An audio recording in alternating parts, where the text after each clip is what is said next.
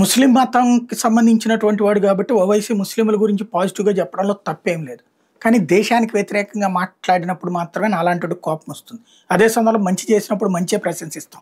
ఇప్పుడు అట్లాగే ఓవైసీ భుట్టో గురించి అంటే పాకిస్తాన్ వాళ్ళకి సరైన సమాధానమే చెప్తున్నాడు. భారతీయుడిగా వ్యవహరిస్తున్నాడు. ఈ విషయంలో అభినందించాలి.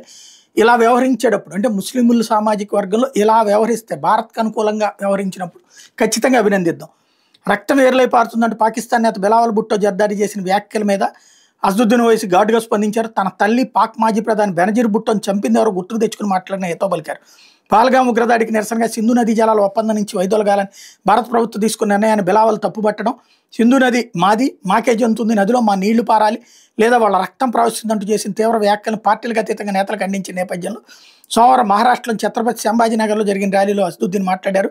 బిలావల్ తన తాత జుల్ఫికర్ అలీ భుట్టో తల్లి బెనజీర్ భుట్టోని చంపింది ఎవరో తెలుసుకుని మాట్లాడాలి. ఆమెను టెర్రరిస్టులో చంపారు. మీ అమ్మని చంపితే టెర్రరిజం, మా తల్లులు కూతుళ్ళని చంపితే మాత్రం కాదా, చిన్నపిల్లాళ్ళ మాట్లాడొద్దంటూ తీవ్ర స్వరంతో చెప్పుకొచ్చారు. అణుబాంబు దాడి గురించి మాట్లాడే పాక్ నేతలను కూడా ఆయన వదలలేదు.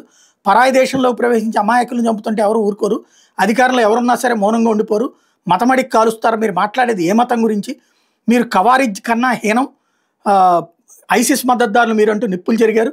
ఆ దేశం మీద సైబర్ దాడులు జరపాలని కేంద్ర ప్రభుత్వాన్ని కోరారు. ఆత్మరక్షణ కోసం ఇలా చేయొచ్చని ఐక్యరాజ్య సమితి చార్టర్ కూడా చెప్తోందన్నారు. పాక్ని FATF నిషేధ జాబితాలో చేర్చాలని కోరారు.